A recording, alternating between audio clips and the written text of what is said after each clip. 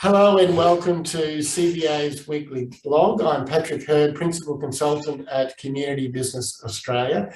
And today it's a great privilege and pleasure to welcome one of our newest consultants at CBA, Sue Chandler. Hello, Sue, welcome. Hi, Patrick. Nice to speak with you today. So we're really looking forward to speaking with Sue over the next month because Sue is our Wellbeing Consultant, and I know that in many of our clients' workplaces, wellbeing is a really topical subject. So I think this is going to be very topical for our clients, and I'm looking forward to exploring a bit more information about that with Sue. So Sue, let's just start with a little bit about you. And as I mentioned, this is quite a contemporary process in terms of the wellbeing of staff and organisations. How did you come to be in this space for a start? Yeah, look, I found myself on my professional journey really focusing, I suppose, on looking at the human skill set.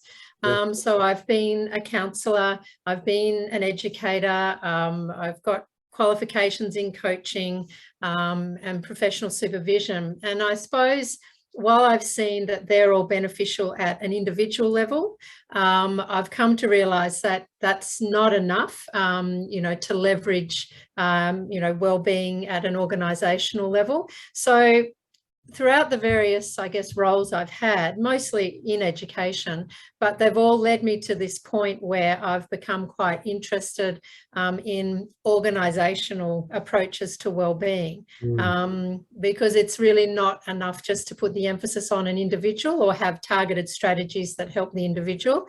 It's really looking at the system as a whole.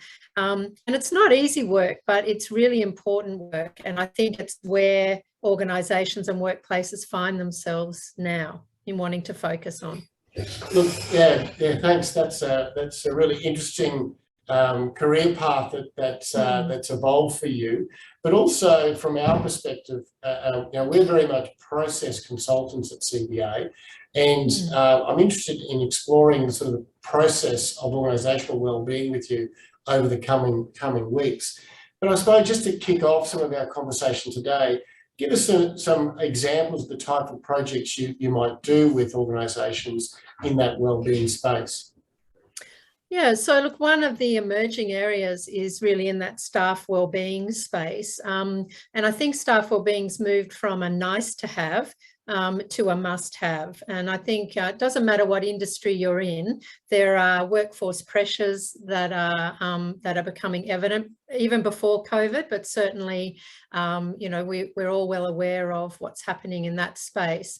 But I think, making sense of that has been a challenge. And so I am doing some work at the moment with a couple of schools who have shown an interest in developing a staff wellbeing strategy. And the lens that we're looking at is through the occupational health and safety lens, because that is becoming a regulated industry. I mean, as much as you need to provide the conditions for work that protect against physical hazards, there's now an onus of responsibility and duty of care around the psychosocial or psychological risk hazards. So that's become a really interesting space. And so I'm working with these organisations to develop a framework and a strategy that looks at it from a psychological risk perspective.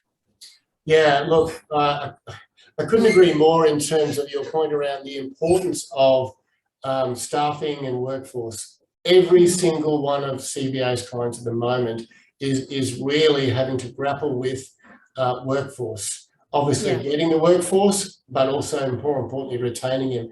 And this sounds to me like a significant and key component of retaining your workforce in a safe, productive environment. Absolutely, yeah.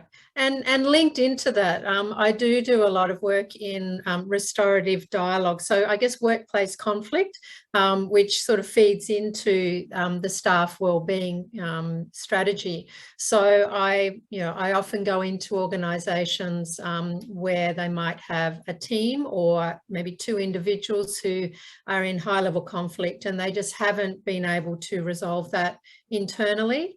So bringing in a neutral third party who can facilitate I guess, a no blame process, a supported process that is underpinned by the principles of restorative practice, has been something that I've been doing quite a bit of work in as well. Well, I want to talk more about that in our following conversations. But Sue, thank you very much for your time today. If you'd like to know more about how Sue could assist your organisation, please contact us at CBA. So until next time, bye for now. Thanks, Sue.